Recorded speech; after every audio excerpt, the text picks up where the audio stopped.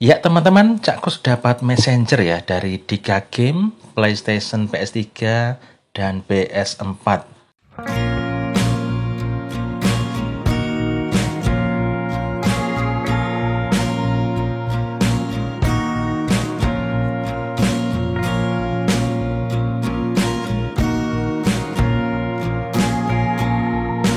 Oke, ini dia lokasi rental Dika Game ya. Dari jalan raya ini kemudian masuk gang teman-teman ya. Jadi di situ ada penunjuk jalan atau semacam banner atau semacam apa ya itu ya.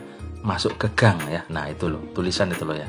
Nah, gimana menurut kalian? Apakah ada pendapat dari kalian? Silahkan tulis di kolom komentar ya. Pendapat kalian tentang rental PS Dika Game yang masuk gang ini ya. Kalau menurut Cakkus ini dari depan sepertinya harus ditambahi kursi-kursi.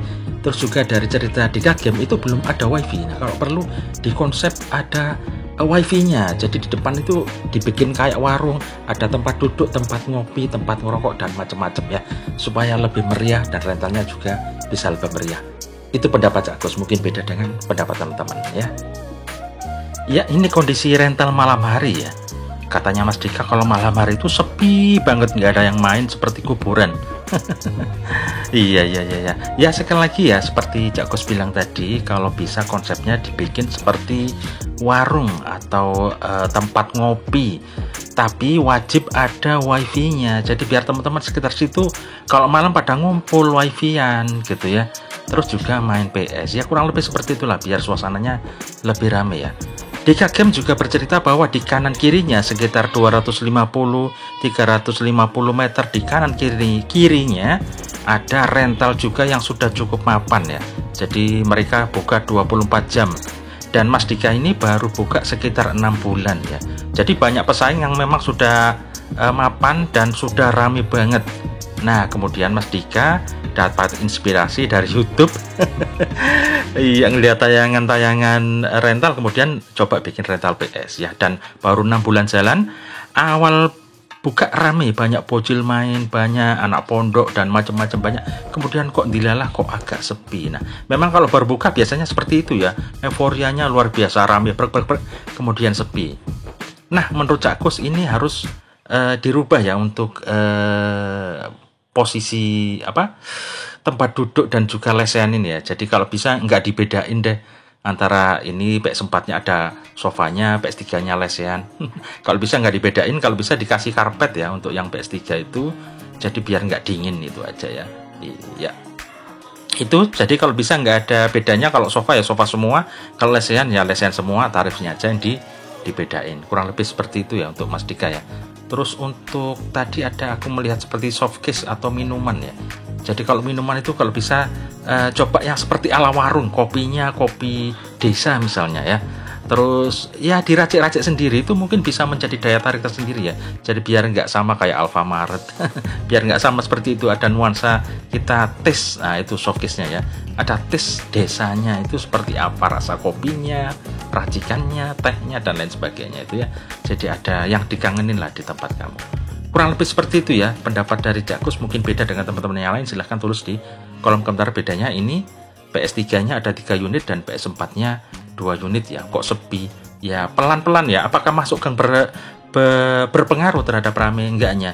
Bisa berpengaruh, bisa enggak juga. Yang penting bagaimana kita mengkonsep rental kita. Kelemahannya menurut Cakkus ini nggak ada wifi-nya, itu aja. Harus ada wifi-nya, harus ada tempat nongkrongnya. Dimana rental itu bukan hanya main PS, tapi tempat nongkrong, tempat begadget, tempat ngobrol ketemu teman dan juga HP-an dan juga main PS. Semuanya harus jadi satu elemen, satu hal yang disatukan, nggak boleh terpisah-pisah gitu ya. Satu paket lah ya. Jadi ini kelemahannya belum ada wifi-nya itu aja kayaknya. Sama tempatnya ini coba dirapikan ya. Disamain, kalau ada sofanya ya sofanya semua, kalau lesehan semuanya. Kurang lebih seperti itu ya. Masukkan awal, terus kali pendatang itu atau pelanggan itu akan datang karena menikmati, bisa HP-an juga, bisa main PS juga. Aku rasa dua hal itu nanti bisa jadi daya tarik untuk rental Dika Game bisa rame, bisa menyaingi rental kanan kirinya yang sudah settle ya, yang sudah rame duluan. Aku rasa itu ya. Kalau ini slogannya, sticknya ori mesin, wah itu udah bagus, ori mesin semuanya.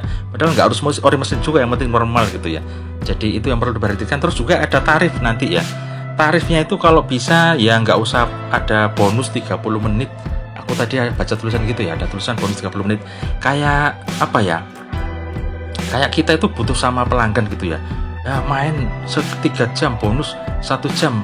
Ya kalau Cakos lebih suka nggak ada bonusnya gitu ya. Jadi pelanggan kita kayak anak kecil-kecil jadinya. Wah seneng ada bonusnya, seneng ada bonusnya. Padahal target kita kalau bisa itu anak-anak yang dewasa gitu loh. Mereka nggak butuh kok bonus-bonus, main bonus 1 jam, main bonus 30 menit. Anak-anak dewasa yang gila bola tuh nggak butuh itu. Yang penting butuh kenyamanan, keenaan, kebebasan ya, keenaan dan macam-macam lah di tempat kamu. Itu bukan nyari bonusnya seperti itu, enggak. Itu anak kecil-kecil yang nyari bonus. Toh ada bonusnya, anak kecil juga pada sepi nggak balik lagi gitu ya. Jadi itu artinya nggak manjur dengan bonus 30 menit 1 jam itu nggak manjur alias nggak sakti ya.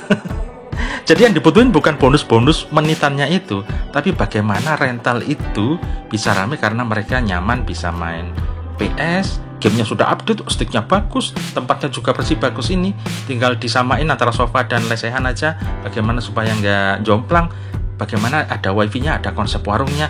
Aku rasa itu ya, supaya menyaingi rental kanan kiri, supaya rental kamu itu bisa ramai. Aku rasa itu yang perlu dilakukan dulu di rental kamu ya.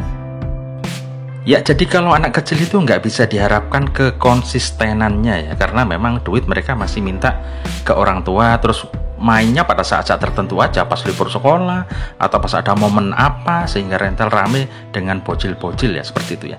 Nah, kita coba untuk menggait atau meraih pelanggan-pelanggan yang pada datang ke rental tetangga kamu ya, yang sekitar 250 atau 350 meter di sekitar kamu ya, kanan kiri yang cerita kamu itu tadi ya.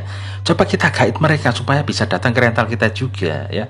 Ya, caranya seperti itu. Jadi mereka pelanggan dewasa itu atau yang gede yang suka bola itu yang bisa lebih konsisten untuk datang ke rental.